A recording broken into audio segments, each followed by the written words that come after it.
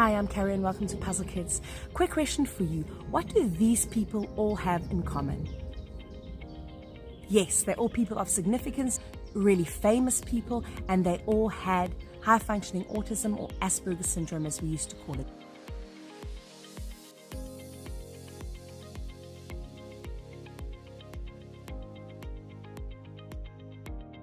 As you can imagine, people with high-functioning autism can be overlooked when it comes to observing that they could have autism or getting a diagnosis because they seem to cope quite well in certain areas, especially academic areas. But from the research that I've done, it seems like girls or females are diagnosed so much less than males. In fact, the ratio is between 6 to 18 to 1.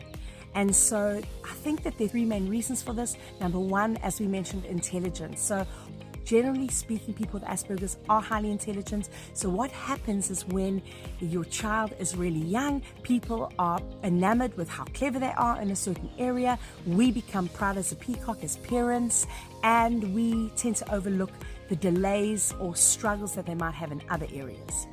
Number two, girls tend to be more emotional and they sense that they don't fit in. They sense that they're not like their peers, and so they tend to mask, and they can tend to mask that much better than boys. So from the outside, if you're not looking closely enough, you think that they are fitting in. You think that they're mimicking the behaviors of others, and we don't give it any further attention. Number three, because girls are more emotional, we often excuse it away.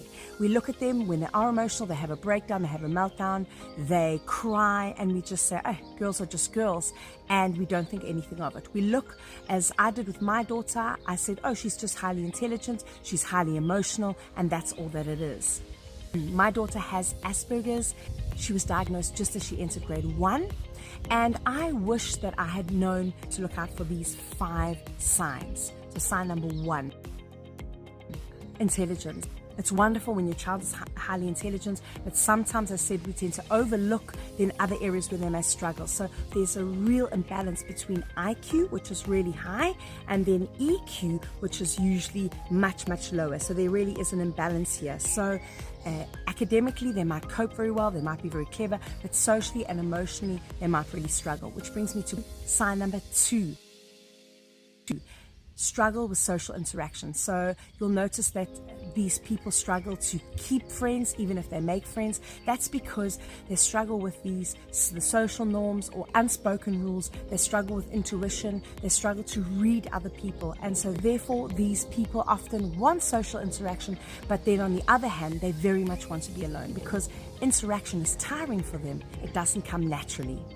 This leads me to number 3, and this is limited facial expressions and avoiding eye contact. So often you'll see these kids from a young age not making eye contact. In fact, with my 2 kids that are on the spectrum, it is a behavior that is learned. I've taught them to make eye contact, but it still doesn't come naturally. But you'll also see in conversation, sometimes the facial expressions are limited. They don't always seem to be the appropriate response in a conversation. They don't always match with what is being said.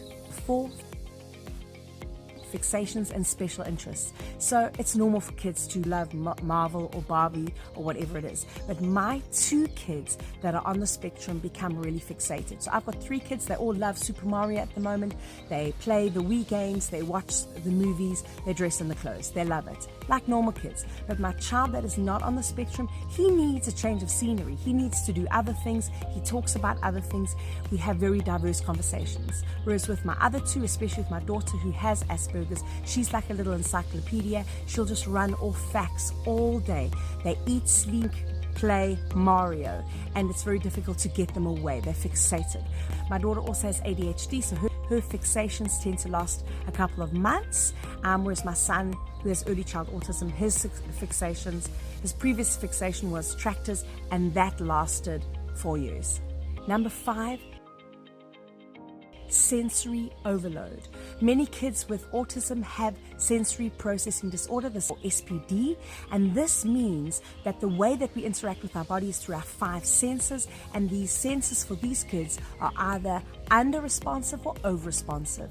So, for example, they might really be sensitive to bright lights, they might be sensitive to loud noises, they might be very picky eaters because they're sensitive to tastes and textures or strong smells. And then there's our other three senses: vestibular, interoception, and proprioception, the sense of movement, balance, and the sense of internal urges that we have. So, for example, the sense of being hungry or full or needing to go to the toilet, the sense of being moving and feeling your body, which is why a lot of these kids have an awkward gait, often tend to be a little bit more awkward with sports, and they can really struggle with toilet issues. And the reason I'm highlighting these 5 signs is I didn't pick up that my daughter had Asperger's at the time. I really thought she was highly intelligent and just very highly sensitive until she started to have major meltdowns at school.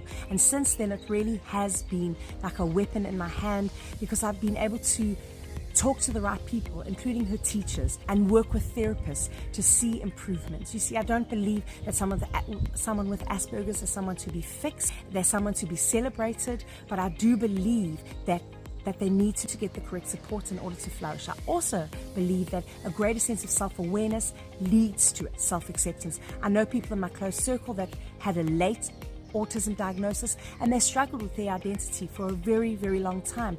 All their time was consumed with questions like, why don't I have friends? Why don't I fit in? Why can't I be more like this person? Huge self-doubt, huge identity issues that really can be avoided. But you see, the waiting list in countries across the world is generally really, really long to have the assessments done to get the diagnosis. Put a link in the description below. Click on that, do an online test, and then decide if perhaps you need to take it further to get your child assessed. That's it from me, helping your child to find their fit. Bye-bye.